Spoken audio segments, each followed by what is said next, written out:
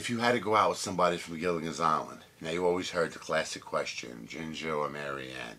Me personally, and I'm not being funny, I would pick Miss Howell, okay? She's alright looking. She's always dressed nice. She keeps the hut nice and clean. She's the keeper of Mr. Howell's secrets. You know, they're always scheming. Whenever they got to escape off the island of the sun, she's always going for that sack of money, you know?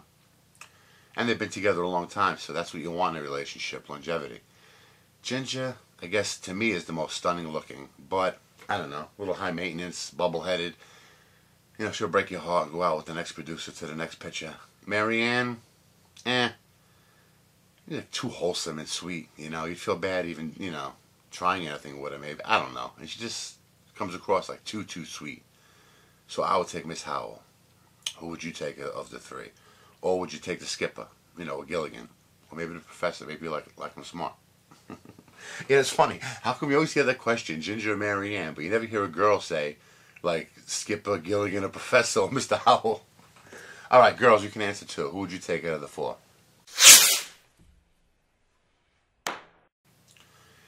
If you had to be friends with somebody from Seinfeld, of the main characters, the main four characters, Kramer, Elaine, Jerry, or George, who would you want to be friends with and why? Now, we can rationalize this. Kramer, forget about it. He's a mooch. Always starting stuff. George, he's not too trustworthy. Jerry, I don't know. He's not the nicest person. I would pick Elaine, personally. I watched Seinfeld, so I know all the episodes. Her character, she'd be like a cool person to be hanging out with. You know, she'd be a good friend, I think. Who would you want to be friends with?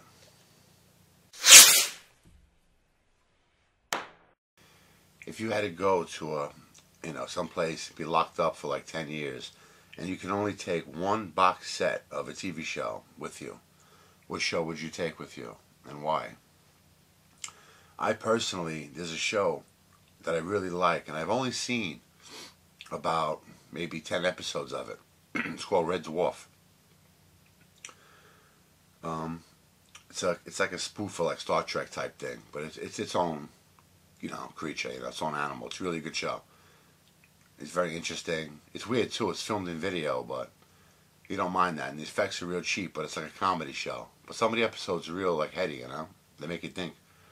I would take that because, like I said, I only saw 10 episodes of it, and at least it would be you know, it was on for like 8 or 9 years, I think. So I'd have plenty to see. Like I wouldn't take my favorite shows like Seinfeld or, you know, Honeymooners is up there too, but like I've seen all those already, so I won't go out of my way, you know, I don't need to see them anymore. So what show would you pick?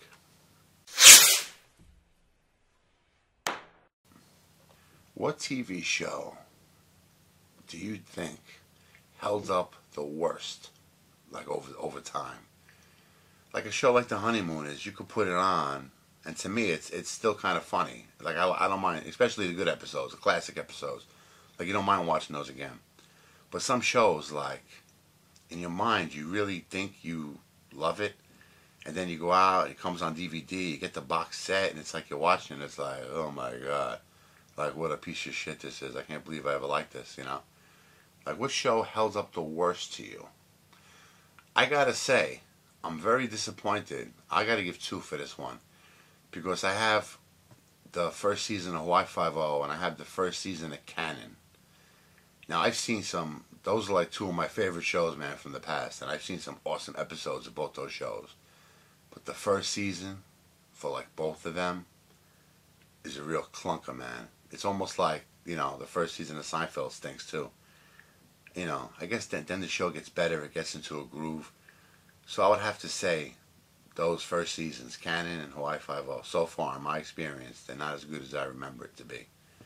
You know, how about you? Hey, is there any show that you didn't watch when it was on originally, but now maybe you catch it in the repeats and you like it? I'm really getting into Everybody Loves Raymond. That's a pretty good show. It's actually pretty funny. You know, there's funny characters. I guess it's funny for that reason. It's like Seinfeld in that aspect where you got your main characters, but then you have very good supporting characters too. Like the whole show isn't just based on like that bunch, you know what I'm saying? So that's what makes it good. Especially Frank. This one's ridiculous. But if you had to, Who would you rather live with? The Munsters or the Addams family? Like if you could live in that house and be with them. Now, on the one hand, the Munsters probably had more adventures, more fun stuff happen with them, you know. But what was his name? Gomez.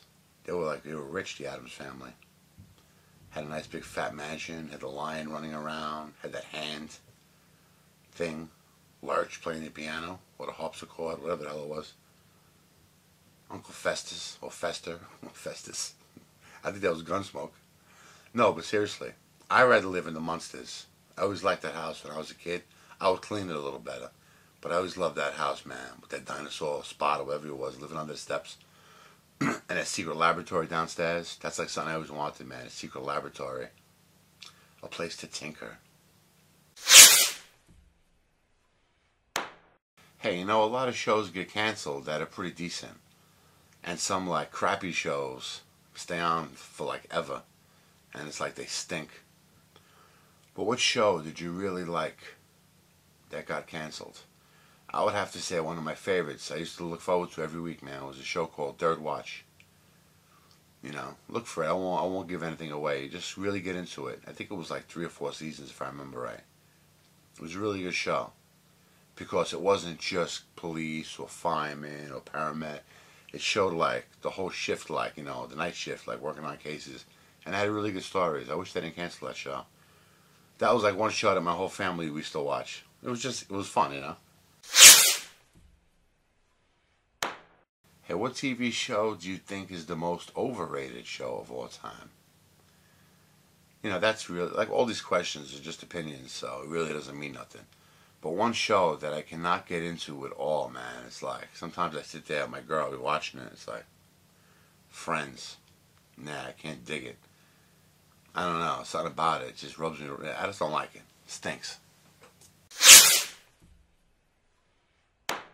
Did you ever watch a show and then, like, you gave up on it? It's like, oh, you just, like, started getting stupid and you're just like, I can't take this no more. To me, one of the biggest disappointments was Lost. Because the first episode started off so dynamite, you know, and you hear this monster roaring and, you know, the pilot is pulled out of the plane by this creature that you didn't see and you were like, oh man, like you were wondering, I can't wait to see this thing. You never saw it, you know. And then they didn't seem to know what they were doing once they got the ball rolling with the show. It's like, and then I don't know if you remember it. It was like the end of season 2, I think it was. You started hearing like mechanical sound effects, like clink, clank, clink, clank, clink. So I was saying, oh, maybe that's going to be what the monster is. Some kind of robot thing hooked to tracks or something. And then like the next season was like nanobots or something, like this big black cloud of nano dust or whatever. I was like, oh my God, forget about it. And every time there was a revelation. Duh. Oh my God, you speak Chinese. Duh. And we'll go to commercials. Like, oh God, boring. They lost me. I saved the best question for last. If you could just somehow live the life of a character that appeared on TV, like somehow those things he experienced, you could really experience, and like it was all true, like, you know, who would you pick? I think most people my age are probably going to say the same person. Captain James T. Kirk, without a doubt. It's like, come on, man, space, fighting, lasers, he got the chicks. Kirk was like the man, you know what I'm saying? That's who I pick. Captain James T. Kirk. How about you? Please answer all these questions if you want a video response, or make your own questions video. You don't have to even participate in this one. But it's fun. I like seeing people's questions, what's on their mind too. Take it easy.